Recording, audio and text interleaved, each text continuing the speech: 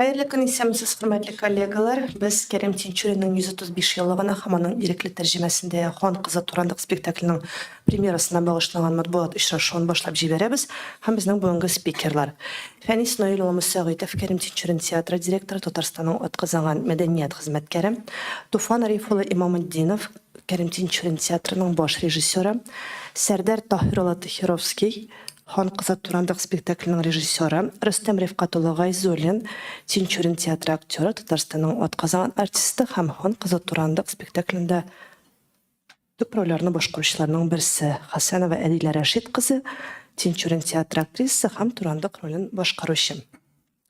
Ben İsnoilova, en birinci bulup söz sizge, Kerem Tinçurin'in 135 yıllığı oңайынан nindi юбилей şoraları kütüle, hem onun tuğan günü 15 sentyabr günü tamaşaçılarını ne kütem?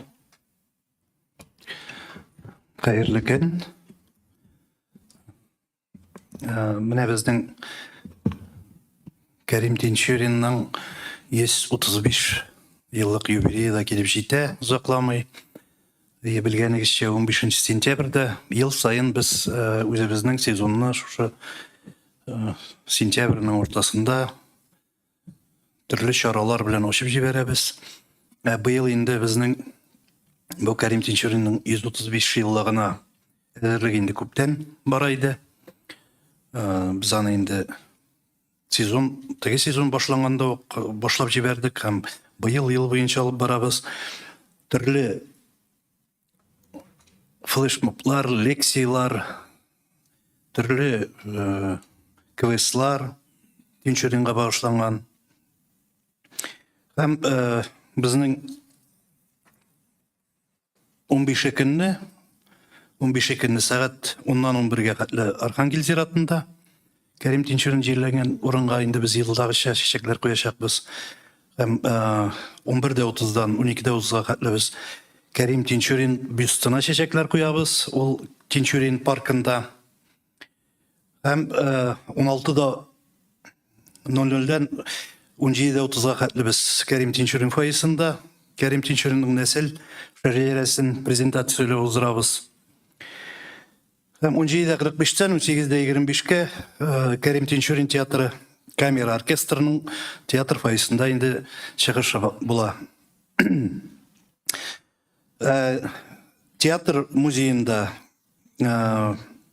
Kerem Tinçurin tercümesinde Xon Kızı Turandıq 5 turunda məlumat beru, onda kul yazmalar bile tanıştırı. Hem indi 18:30'da bizning şu Xon Kızı Turandıq spektaklinin premierası olacak. Bine onun bir günlük programımız şundayrak. Bizning lakin biz bu 135 yıllık aytganimcha köpten başlap jiberdik, hem hazırda devam edecekmiz bizani. Bizning endi türlü shaharlarga gastrollarga baru bo'lajak. Onda endi bizning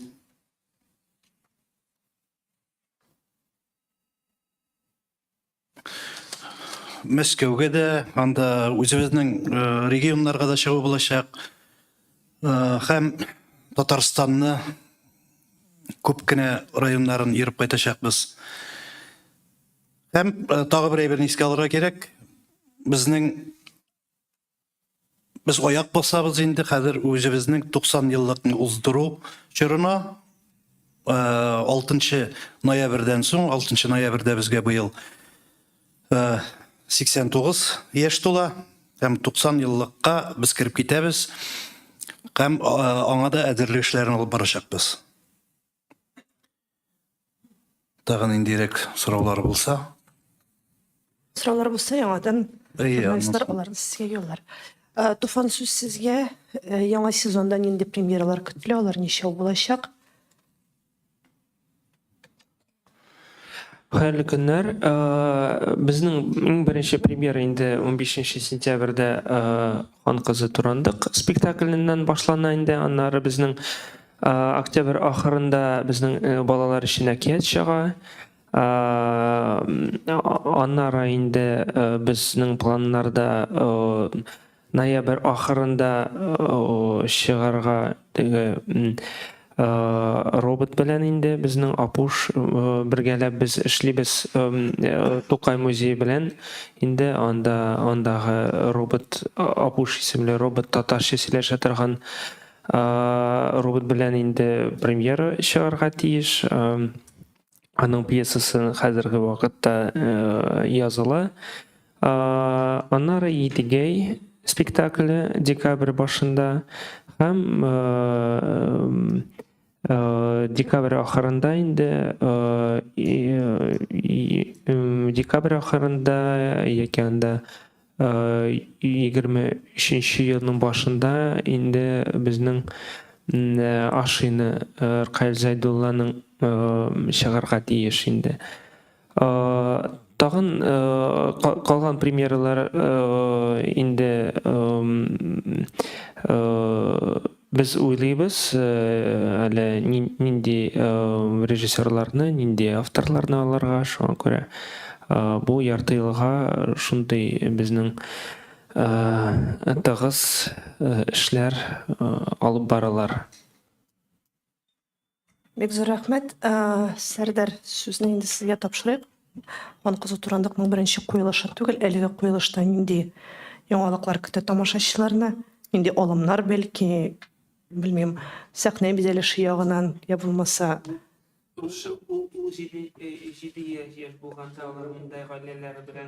на русском языке. Инглише, без әйдәгез монда русча, татарча сөйләшик. Это уже не первая постановка данной пьесы. В вашей постановке что ждет зрителя Тинчуринского театра? Какие? Микрофон, пожалуйста, включите. Спасибо, что по-русскому спросили. Я, конечно, сейчас тут нахожусь и хорошо слушать татарский язык. Я потому с этим ответом начинаю, потому что я сейчас слушаю актеров по-татарскому и много раз, кроме психологии, пробую ориентироваться через музыку, музыка языка. Во всей глобальной ситуации я очень рад, что я тут могу быть и репетировать с актерами, работать с театральными людьми, потому что мы такой спектакль делаем. У меня такое чувство, что он показывает сумасшедший мир. И я думаю, этот сумасшедший мир очень подключается к нам глобально. И мне, значит, у Турандота персонаж, что она ответ на этот сумасшедший мир. Она по-своему сумасшедшая. Она ведь наказывает, как говорят, поклонников, да? Ну, как она наказывает, в этом есть вера, потому что мир, он сам такой. И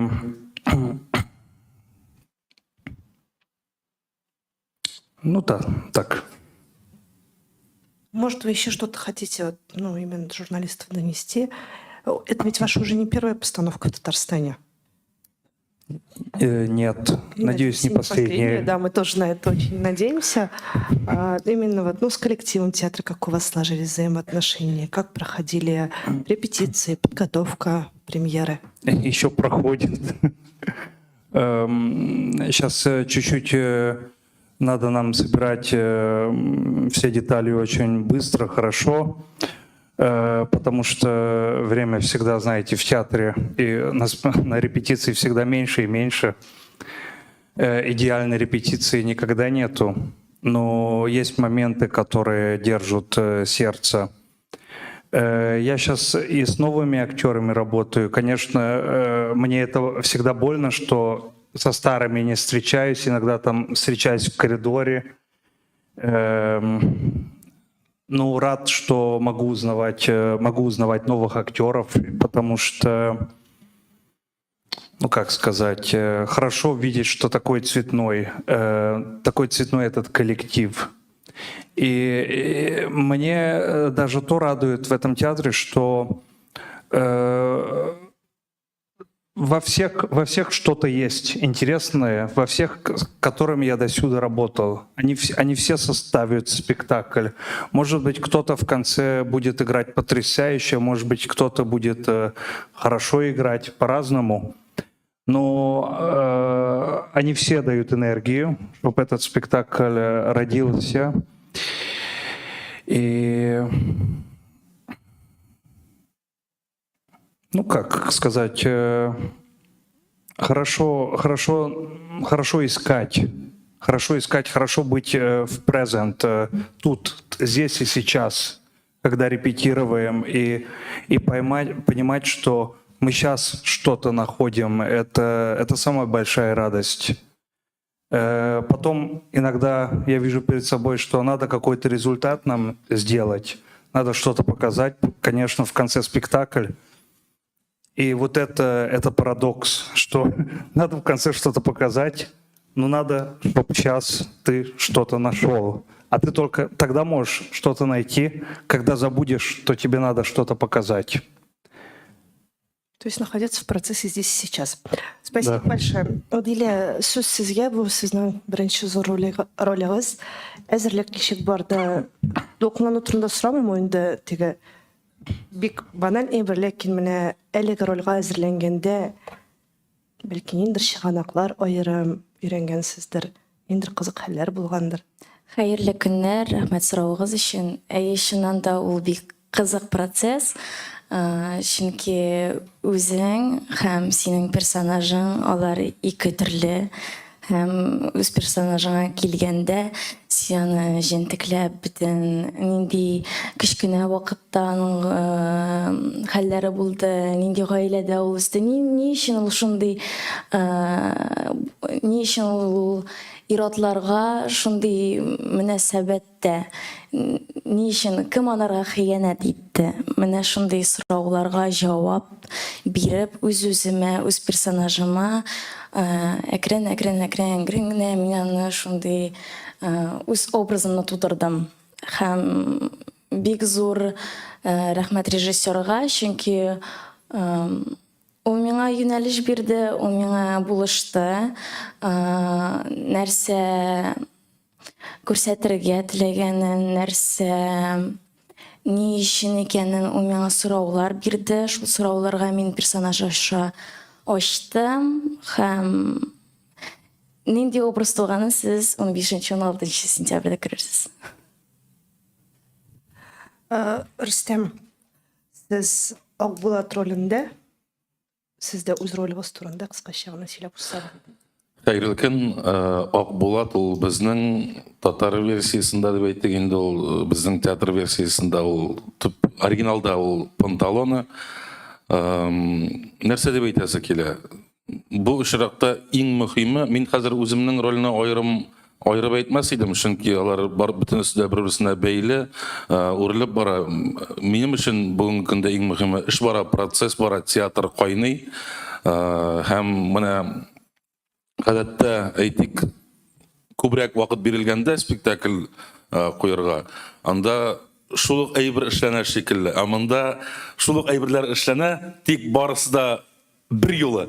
Театрның бер пишмагында вокал партиясын өйрәнәбез, театрның икенче пишмагында бию, пластика күнегүләрен үткәрәбез. Инде төп урында сәхнәдә драматик өлеше куела. Процесс бара, әзерлек бара. Әлегә иң мөһиме шул минем өчен. Рәхмәт, хөрмәтле коллегалар, сезнең сорауларга күчик.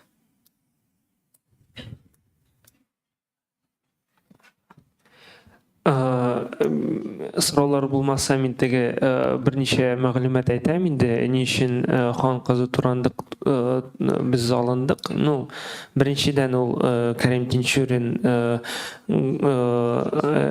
тәрҗемәсе дә генә түгел инде, ул аны үзгәртеп язды Готсиның. Әмма ул турандык үзе исем, ул аның тәрҗемәсе Туран кызы. Туран кызы, сез беләсез инде, Туран ул төркиләрнең беренче ханлыгы. Шуңа күрә Готси Кайдан алды инде. Аның сез беләсездер, Гоценың 3 татар әкияте бар, 3 татар пьесасы бар. Анда татар персонажлары күп. Ул шул чорларда Гоци татар әкиятләре дигән китапны алган иде, укыган иде. Анда менә вот татарларның әкиятләре язылган иде. Ул аларны аның тәрҗемәсен италия телендә укып инде, аны үзгәртеп язды. Менә теге 2-3 үзгәртү буенча инде Кәрим Тинчурин аны шул Гоцины үзгәртеп инде. Әмма ул төпкә карасаң инде ул барыбер татар әкияте, милли татар әкияте, әмма хәзерге вакытта аның оригиналы юк бездә.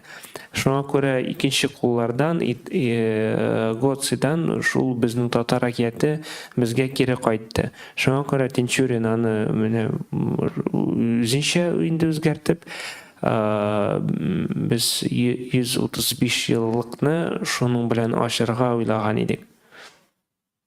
Бик зур рәхмәт сезгә. Сораулар, хөрмәтле коллегалар. Рүзия Мөхәммәдова, Татар-Информ. Кәрим Тинчурин варианты Гоцының оригиналыннан нык айырыламы? Һәм сез шушында Сәрдәр тагын нык айырмалар керттеме? Тинчуриннан да ерак киттеме? Гоци варианты, Тинчурин варианты һәм Сәрдәр варианты кайсы ничегрәк? Сардар же бергә тиештер. Сардар, сильно ли отличается вариант Тинчурина от того варианта, который ты сейчас ставишь? И сильно ли Тинчурин отличается от Гоци? И если сможешь ответить, сильно ли отличается Гоци от оригинала татарской пьесы, которую он прочитал 1600 какой-то году? Тинчурин вариант, он сильно отличается от варианта Годзи. Как у Годзи вариант сильно отличается у варианта Шиллера и Пучини. И у Пучини вариант сильно отличается от старой сказки «1001 дня». Не «1001 ночь», а «1001 дня» есть такая сказка «Коллектив». Поэтому эта тема как Дон Хуан, да, так говорят? Дон Хуан, Дон Жуан или как говорят? Это Мольер. Дон Жуан, да. По-инgerскому Дон Хуан. Он как Дон Хуан, только женская версия, по-другому, конечно. Другие события. Но у Дон Хуана тоже главное, что родилось, я так знаю, 2000 разных видов. 2000.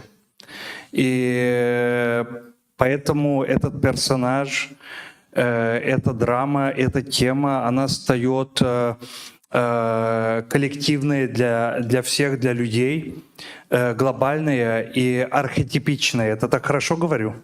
Архетип. Так говорят, да? Хорошо. И мы с Ильфаком, как говорят его точное имя? Ильфак Хафизов. Да, Ильфак, кто играет Берекхе, мы с ним были литературные редакторы в этом тексте, он мне очень много помогал. Как, конечно, несколько актеров тоже помогали, как тут Аделя. Мы попробовали понимать, они мне попробовали по-татарскому объяснить, чтобы я все слова пробовал знать. Не только музыку слышать, а логику у слов понимать. Ну, иногда я замечал, что логика слов не всегда ведет на цель, и мне надо музыку татарскую чувствовать. И иногда я так пробовал репетировать, что сказал актерам, что сейчас, ладно, не говорите мне по-русскому, не хочу знать, давайте делаем. И тогда в этот момент такое чувство было, что я стал татаром на пару секунд, на пару минут по языку татаровскому, понимаете. Мне вот это большое горе Но я думаю, это даже интересно и для актеров, и для меня, что мы вроде бы из этого мира, я тоже из этого мира, но у меня другие были опыты в жизни, и у всех, конечно, другие были опыты. Мы сейчас встречаемся, и Туфан, как Туфан мне предлагал Турандота, я сначала попробовал почувствовать, почему важен мне сейчас Турандот, почему важна эта драма.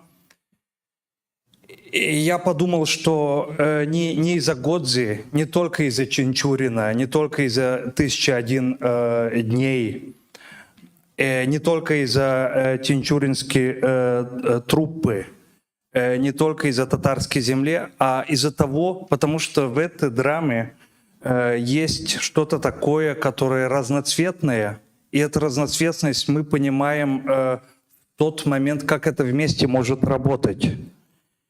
И вот мне вот это интересно сейчас в этом эксперименте. Знаете, есть разные театральные языки. Я один, один язык в одном театре пользуюсь, потом в другой стране другой язык. И по-разному стараюсь по-новому узнавать труппу, узнавать себя, узнавать, как, в какой стране, в каком городе, в каком театре, как зрители смотрят, например, комедию, как зрители смотрят трагедию, как они это чувствуют, какие элементы им нужны, чтобы, я должен за это время себя не терять.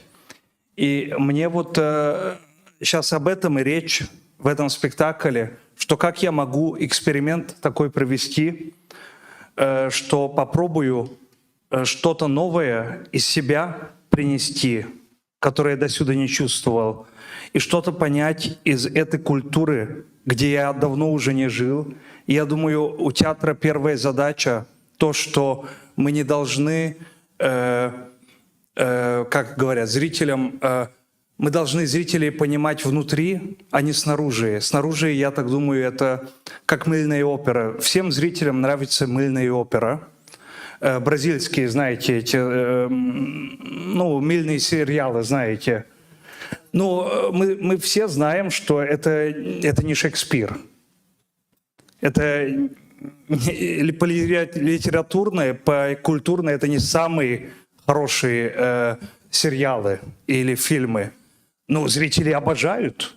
Я мог бы на сцену поставить мыльную оперу по-татарскому, и зрители обожали бы. Но я думаю, что цель не то, что зрители сразу обожают, потому что они все могут обожать, а что найти, что они внутри забыли, что они еще хотят обожать, что они внутри еще чувствуют, что они хотели бы еще любить. И это не касается уже мыльной оперы.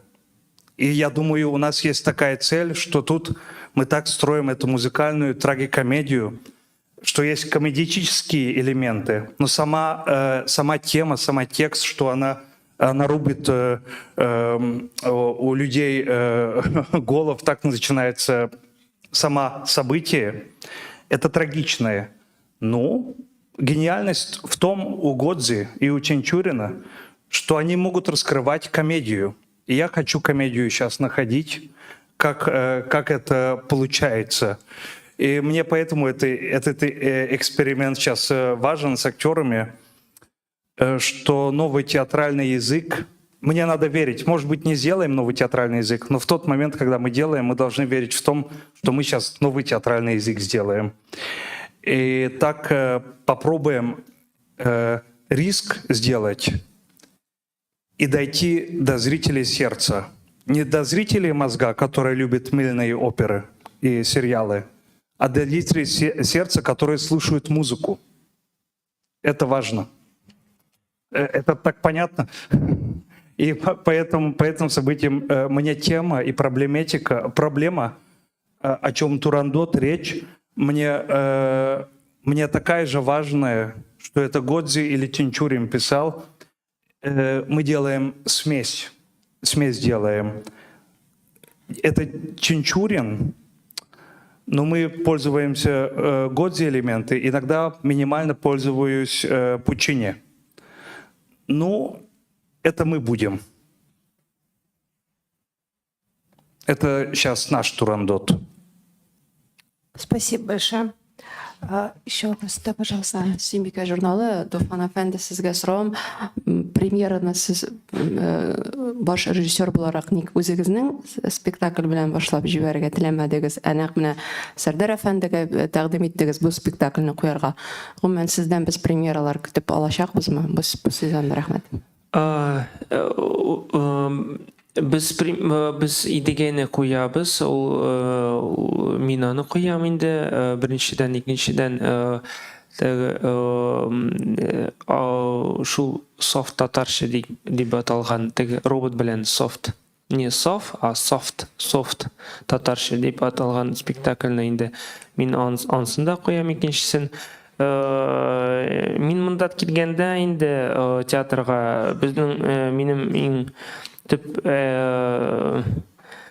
бурычым булган иде. Күп кенә еллар Тинчурин театрында бер генә режиссер куйган иде. Ул кайвакыт ул үзенең укучыларын китереп теге эшләткән иде инде спектакльләрен. Һәм миңа әйткәннәр инде теге актерларга күрсәтергә кирәк икенче режиссерлар, алар күп бит бездә. Аларга эшләргә дә кирәк, үзләрен күрсәтергә кирәк. Һәм мин теге бик ачык булган идем шул сүзләргә, ни өчен? Чөнки теге яшь режиссерларга, икенче режиссерларга урын бик әз. Менә монда Камал театры, безнең театр, Гариф театры, менә шуңа күрә 3 театр гына Казанда. Татар театры инде, зур театр. Шуңа күрә теге без ачык майданчык булырга тиеш дип уйлыйм. Шуңа күрә күп кенә режиссерлар килә, куя. Яшь режиссерлар да куя инде, безнең хәзер әкиятне дә куячак. Илсур Казакбаев Ашинаны куячак инде. Мин менә шул 2 спектакльне куям. Шуңа күрә теге төп бурычымны инде мин түлим. Теге елны мин инде театр елны мин әкиятне генә куйган идем. Һәм безнең 8 премьера булган иде. Анда 8 төрле режиссерлар куйды. Хәзерге вакытта инде менә икенче режиссерлар да куя, мин дә куям. Хәзер инде безнең төрле жанрларда инде спектакльләр булды. Теге елны булачак та инде иншалла. Рәхмәт, тагын сораулар. Әлбәттә. Микрофон. Тәрҗемә әсәрләрен татар халкы бик авыр кабул итә инде үздәйме? Ничектер сез ничек көтәсез бу нидән? Бу спектакльдә нәрсәләр көтәсез? Директорга нәрсә сораум, кассовый булыр дип уйлыйсызмы? Рәхмәт. Кассовый түгелме? Аның мин айырмас идем. Әгәр дә яхшы спектакль чыга икән, ул үзенең тамашачысын таба. Эчтәлекле, яхшы куелышта һәм яхшы итеп уйнаган артистлар белән. Ул һәр вакыт үзенең тамашачысын таба. Мин менә хәзерге вакытта бит инде безнең Сәрдәрнең икенче эше бездә. Һәм аның ничек эшләвенә һәм нинди спектакльләр чыгара аласына барбыр. Ничектер күнегеп киләбез. Һәм шушы эш барышын карап торганда, мин уйлыйм, бу күп кешенең күңеленә керер дип.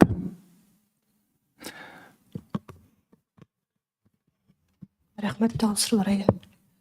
Мин премьерадан әз генә читкә китеп бер сорау бирәсем килгән. Менә Кәрим Тинчуринның 135 еллыгын билгеләп үтәбез дип әйттегез, Фәиз Әлевич.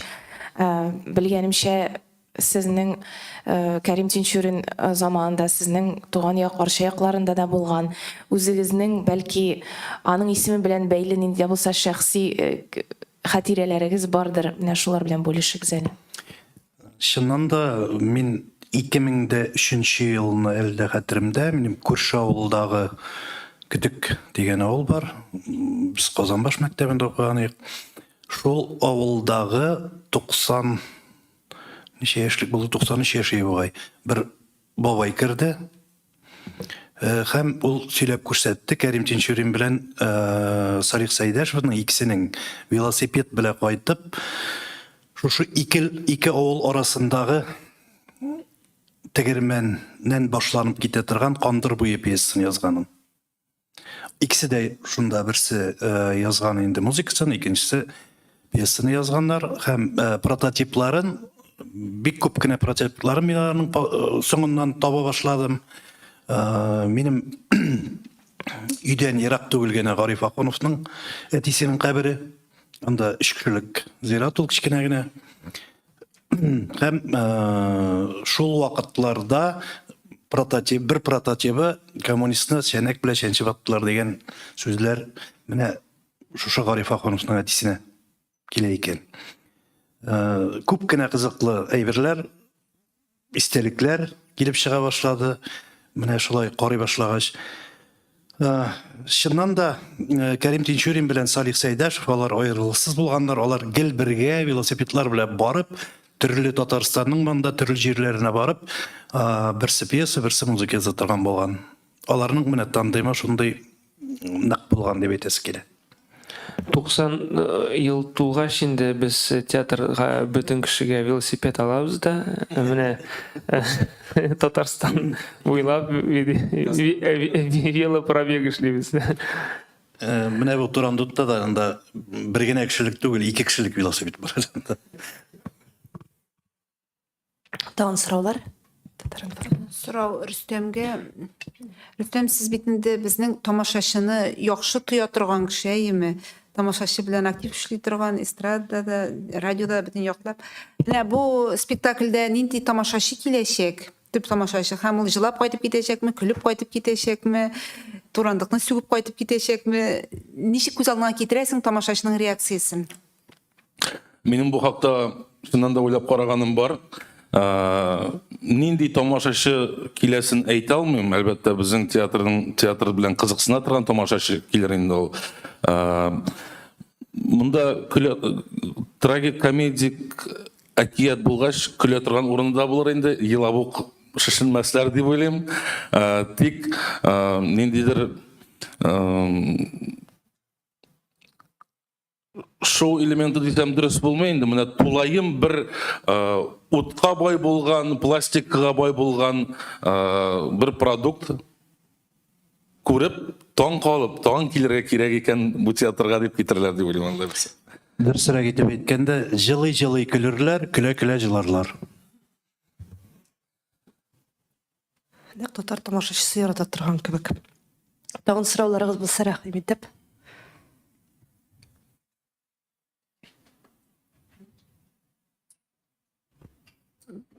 Туфан театрдан спектакльләрдән берәр читкәрәк китеп, ГИТИС белән мөнәсәбәтләр турында сөйлә инде. Анда кемнәрне җибәрдегез укырга һәм дәвамы нинди булачак менә бу эшнең?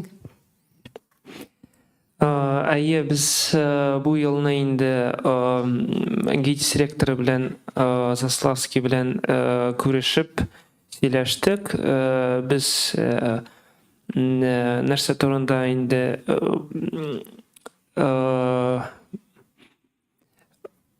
целевой набор булырга тиеш республикадан. ГИТИСта укырга җибәрдек инде Татарстаннан 2 заочник, 2 очник. Алар очниклары инде Олег Львович Кудряшов курсына керделәр.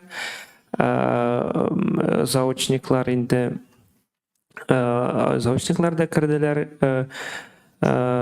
Һәм алар укып бетергәч инде Татарстанга килеп яшь режиссерлар булып эшләрләр театрларда.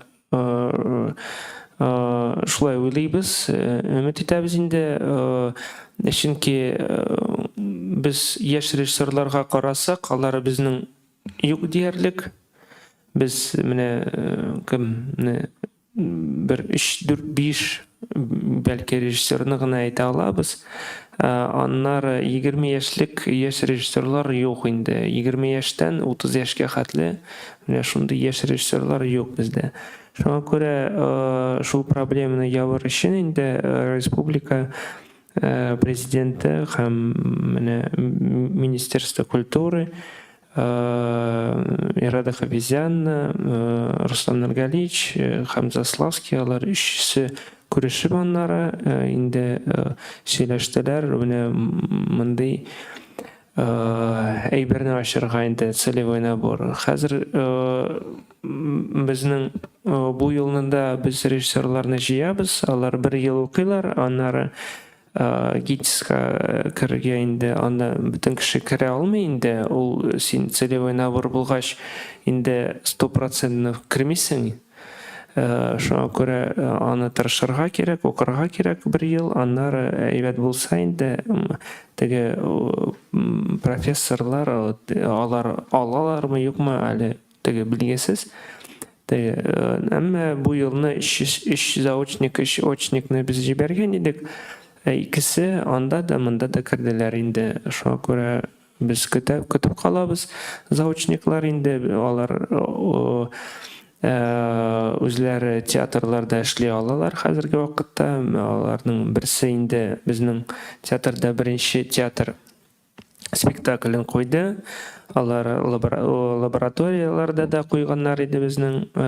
Хәзерге вакытта инде берсе аның әкият куя, икенчесе дә Илнур Гарифуллин да куярга тиеш инде яңа елдан соң бер спектакль. Шуңа күрә менә мондый шатлыклы хәбәр инде безнең бар. Чөнки теге икенче республикаларга карасак, Башкортстанда мәсәлән, анда театраль режиссерлар хәзерге вакытта яшь режиссерлар анда күп. Бу сорауны күтәргәннәр иде Министерство культурада, ни өчен 80% режиссерлар, яшь режиссерлар Татарстанга Башкортстаннан киләләр.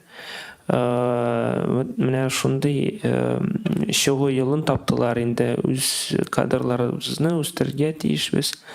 Алар монда эшләргә тиеш. Минемчә, Татарстан бик перспективный театраль ягыннан инде урын өчен ки хәзерге соңгы елларда инде без күп кенә уңышлы спектакльләр чыктылар, күп кенә фестивальләрдә булдылар. Төрле төбәкләрдән инде теге Әлмәттән дә, Түбән Кама, Чаллы, Казан инде менә мондый уңышлы нәтиҗәләргә ирештек инде. Килегез укырга.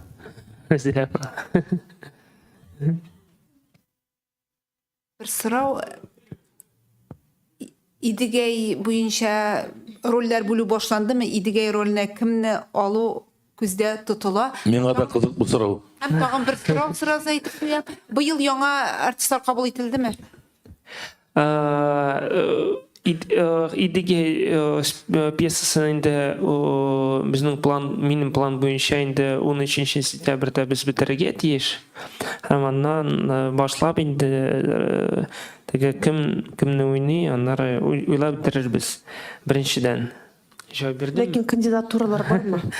Бар. Кемнәр? Юк, әйтмим инде хәзер. Беренчедән, икенчедән инде яңа актерлар безнең бар.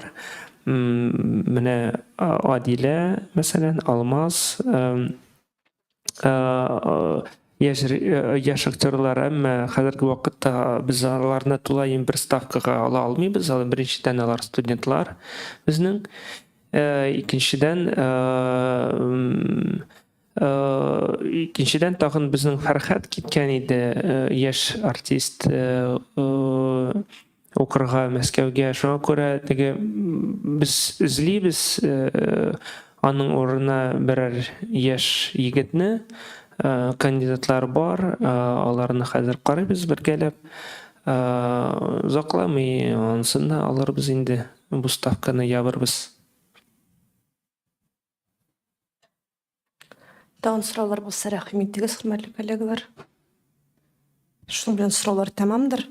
Алайса 15 сентябрь көнне күрешербез дигән өметтә калабыз премьерада. Барчагызга да хәерле имин көннәр. Сау булыгыз. Рәхмәт. 15 сентябрь көтеп калабыз. Иртәнге сәгать 10-нан Архангел зиратында.